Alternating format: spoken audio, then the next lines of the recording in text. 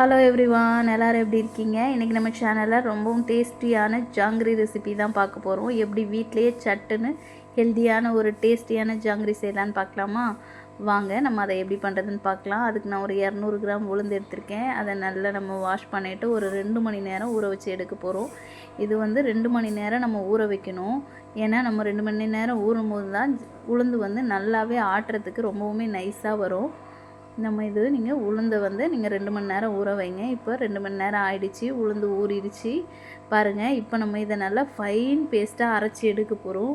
நல்லா ஃபைன் பேஸ்ட்டாக நம்ம வந்து நீங்கள் மிக்ஸி ஜாரில் அரைக்கிறதா இருந்தாலும் சரி, நீங்கள் கிரைண்டரில் ரொம்ப நைஸாக அரைக்கணும். பாருங்கள், எந்த அளவுக்கு நைஸாக நீங்கள் அரைக்கணும் பாருங்கள். எவ்வளோ சூப்பராக உளுந்துருக்கு பாருங்கள் பேட்டரி. இது வந்து நமக்கு வந்து ரொம்ப நைஸாக இருக்கும்போது தான் ஜாங்கிரி ரொம்ப நல்லா வரும். இப்போ நம்ம கொஞ்சமாக இதில் வந்து ஃபுட் கலர் ஆட் பண்ணிக்கோங்க. நம்ம 2 டேபிள் ஸ்பூன் வந்து ரைஸ் ஃப்ளவர் எடுத்துருக்கோம். 2 டேபிள் ஸ்பூன் வந்து கார்ன்ஃப்ளவர் எடுத்துக்கோங்க. அவ்வளோதான். நம்மையுமே அதில் சேர்த்து நம்ம இது மிக்ஸ் பண்ணுற மெத்தட் வந்து ரொம்பவுமே முக்கியமானது. இதை நம்ம வந்து கரெக்டாக ஒரே பொசிஷனில் நம்ம இதை நம்மளாம் மிக்ஸ் பண்ணி எடுக்க போகிறோம். இதை நீங்கள் அப்படி மிக்ஸ் பண்ணும்போது உளுந்து வந்து நல்ல ப்ளஃபியாக வரும். நீங்கள் வாட்டர் எதுவுமே ஆட் பண்ணக்கூடாது. பாருங்கள் பேட்டரி எவ்வளோ சூப்பராக வந்திருக்குன்னு. நல்லா இப்படியே நம்ம மிக்ஸ் பண்ணிகிட்டே இருக்கும்போது நமக்கு வந்து பேட்டரி நல்லா எவ்வளோ ப்ளஃபியாக வந்திருக்கு பாருங்கள். இந்த அளவுக்கு பதத்துக்கு வந்தால் போதும். நம்ம இப்போ வந்து எதனா ஒரு பைப்பிங் பேக் இருந்தால் உங்கள்கிட்ட பைப்பிங் பேக்கில் போட்டுக்கோங்க. நான் வந்து பால் கவர் இருந்தாலும் நீங்கள் போட்டுக்கோங்க. நான் பைப்பிங் பேக்கில் போட்டு ஃபில் பண்ணி வச்சுருக்கேன். இதை நம்ம ஃபில் பண்ணி வச்சுட்டு நம்ம நெக்ஸ்ட்டு வந்து ஜீரா செய்ய ஆரம்பிச்சிடலாம். ஜீராக்கு நான் ஒரு 400 கிராம் சுகர் எடுத்திருக்கேன். சுகர் எடுத்து நீங்கள் அதில் ஒரு 2 டம்ளர் தண்ணி ஆட் பண்ணி நம்ம நல்லா இதை வந்து கொதிக்க வைக்க போகிறோம். கொஞ்சமாக இதில் ஃபுட் கலர் சேர்த்துக்கோங்க.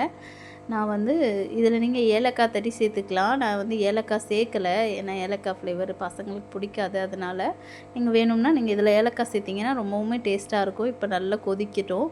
நல்லா கொதித்த உடனே நமக்கு வந்து இதில் வந்து பதம் வந்து இதில் நம்ம அரை கம்பி பதம் தான் இதுக்கு வந்து கரெக்டாக இருக்கும்.